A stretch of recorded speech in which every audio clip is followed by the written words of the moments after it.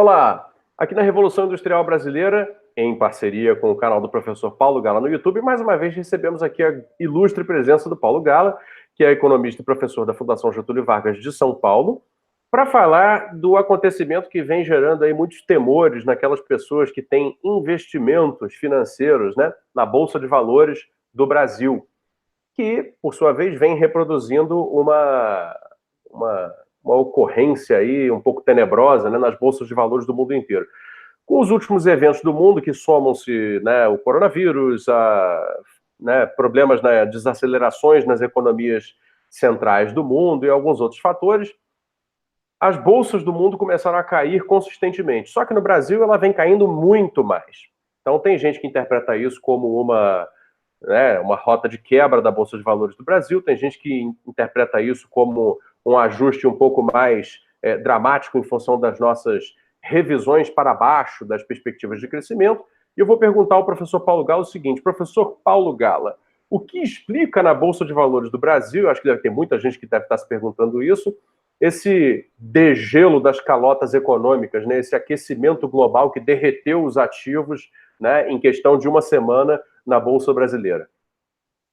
Pois é, Fausto. Bom, antes de mais nada, é um prazer falar com você, falar com os nossos. Não é ouvinte, né? É internauta, né? Eu preciso me adaptar à modernidade, né?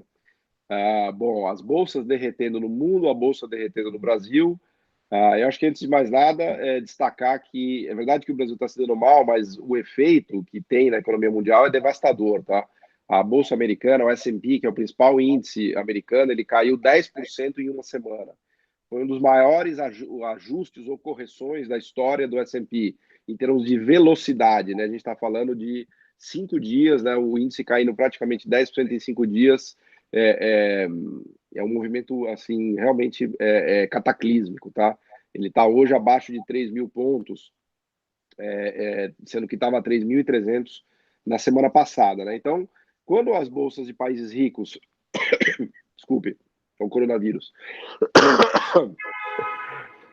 quando as bolsas de países ricos caem muito, né, as bolsas de países emergentes tendem a cair ainda mais, né? Não existe situação em que uma bolsa, em que o mundo rico passe por um derretimento de ativos, em bolsas principalmente, e o mundo emergente passe incólume, né? Especialmente o Brasil, que é um mercado muito grande e muito líquido. Então, o Brasil sempre reage de maneira ampliada em relação ao que está acontecendo no mundo, tá? Isso é da natureza dos países emergentes, dos ativos de países emergentes, que são mais frágeis, trazem maiores retornos na fase de alta e trazem maiores perdas nas fases de queda, né? Então, o que a gente está vendo no Brasil é uma extensão do pânico dos mercados no mundo, né? Lembrando que a gente já completa aí praticamente 7 dias de quedas ininterruptas de todas as bolsas de países ricos, né? E isso se alastrou para os ativos financeiros de países pobres. E aí o Brasil, e de novo, assim, ninguém sabe exatamente qual vai ser a dinâmica do vírus.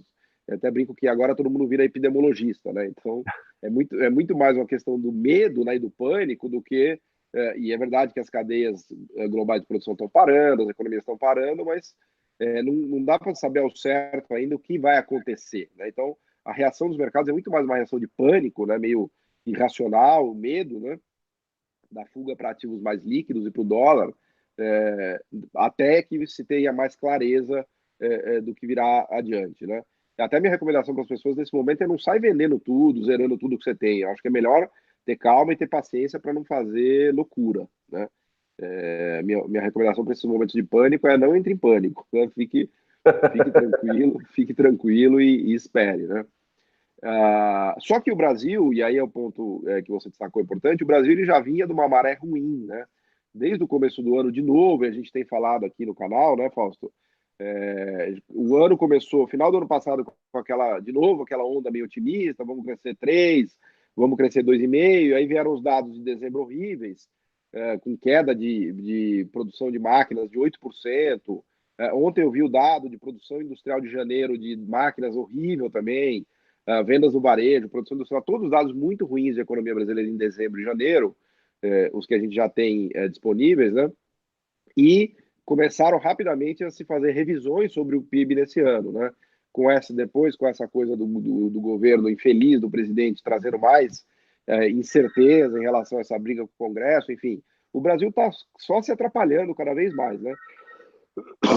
Então, num cenário de mundo em crise, a economia brasileira frágil faz com que essa crise de ativos financeiros bata com ainda mais força aqui na economia brasileira. Então, o que a gente está vendo é justamente esse exagero do Brasil, porque o Brasil é uma economia emergente, portanto, mais frágil por natureza, do ponto de vista de ativos financeiros, só que também é uma economia emergente que está patinando, que não consegue de verdade se recuperar. A gente corre o risco de completar 4 anos crescendo 1%, né? Se agora as previsões mais catastrofistas esse ano acontecerem mesmo, a gente pode crescer 1%, 1,5%, 1% só, que nos colocaria na posição de crescer 1% em 2017, 18, 19 e 20, Fausto, que é dramático, né? Perto da queda do PIB de 8% que a gente teve em 2015 e 2016, sequer a gente recuperou o nível de produção anterior, para não falar do per capita, né? Então, assim, é um momento realmente de bastante apreensão e cautela por aqui, né? Ô Paulo, já que a gente está falando de bolsa, eu vou trazer uma perspectiva um pouco mais da base da sociedade, né? Porque tem uma expressão que eu gosto bastante de um historiador inglês de tempos atrás, que é economia moral, né? Ele falava da economia moral dos pobres, inclusive, né? Para interpretar fatos lá do século XIX, etc. Porém, eu queria resgatar esse conceito no seguinte sentido: no Brasil foi feita uma grande propaganda nos últimos 5, 6 anos aí para que as pessoas de menor faixa de renda viessem a investir em ativos financeiros através de corretoras de valores, ou seja, na bolsa de valores. E isso finalmente colou, aconteceu. A entrada de pessoas físicas que são assalariadas, né, que são pessoas como eu e você, que vivem de trabalho, que não são grandes empresas, não têm grandes ativos financeiros, mas que estão dispostas hoje em dia a aplicar as suas poupanças pessoais, né, que são pequenas, né, com projetos de futuro, de longo prazo, talvez até, em ativos, né, de renda variável, em situações de risco, né, na Bolsa de Valores, né, no que hoje em dia é lá B3, né, aqui em São Paulo. Na expectativa, obviamente, de que vai se cumprir a promessa de que vai haver rendimentos, né? De que o seu dinheiro vai começar a trabalhar por você, e aí entra a economia moral, né? Todo um discurso moral que foi construído em função do coloque seu dinheiro para trabalhar para você, né? O seu trabalho pode se multiplicar e você pode viver da renda do seu trabalho multiplicada, e toda uma série de argumentos muito positivos e positivantes, né? Da ideia de investimento de risco. Ocorre que essas pessoas talvez não tenham a retaguarda para aguentar, né, o chamado backlash, né, ou seja, quando a onda volta, né, e bate feio e sai destruindo valor, talvez a poupança dessas pessoas seja destruída permanentemente. E o risco que elas correm hoje talvez esteja muito acima do que elas podem correr. Como é que você, que é um cara que está dentro do mercado financeiro há tantos anos, operando ativos aí sim de atores econômicos com capacidade, né, de estar ali dentro, avalia essa possibilidade? Será que se não houver crescimento, todas essas pessoas correm um risco um pouco mais sério do que poderiam correr? Bom, Fausto, eu sou, obviamente, um entusiasta do mercado de ações e do mercado financeiro, né? Eu trabalho há mais de 10 anos nisso e eu acho que, se bem utilizado, ele é uma ferramenta de alavancagem, de enriquecimento incrível. Ao mesmo tempo, eu sou muito crítico e vejo no meu dia a dia como essa indústria pode ser usada para mal, né? No sentido que você falou, né? Então, eu acho que tem esses dois lados que a gente precisa conseguir equilibrar e precisa, mais do que tudo, e aí acho que a palavra-chave é educação financeira, né?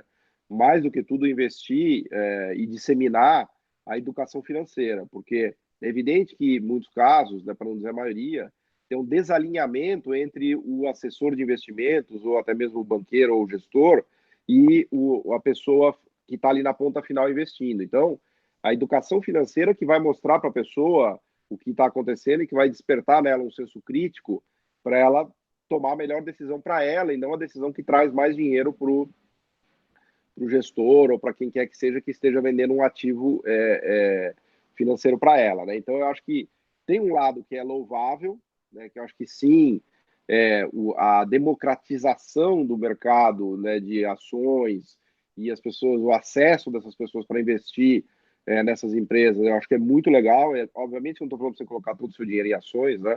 Mas é uma possibilidade de ganho, especialmente no universo de juro praticamente zero, né? Só que isso tem que ser feito com muito critério, com muito rigor, com muito senso crítico por parte do investidor e num contexto de educação financeira. Vou te dar só um exemplo.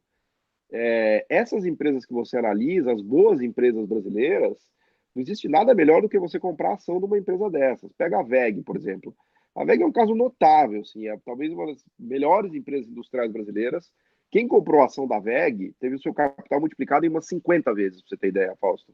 É ridículo, assim. Agora eu não me lembro de cabeça quanto que está a ação, mas era, sei lá, saiu de R$ 1 e foi para R$ 50. Então, se você é um conhecedor crítico, que estuda, que olhou com critério, que está acompanhando a empresa, fala, pô, essa empresa brasileira faz aerogeradores, faz motores elétricos, está com uma baita perspectiva, conquistando mercados no mundo. Vale eu colocar um pouquinho da minha poupança aqui e ser um acionista da WEG.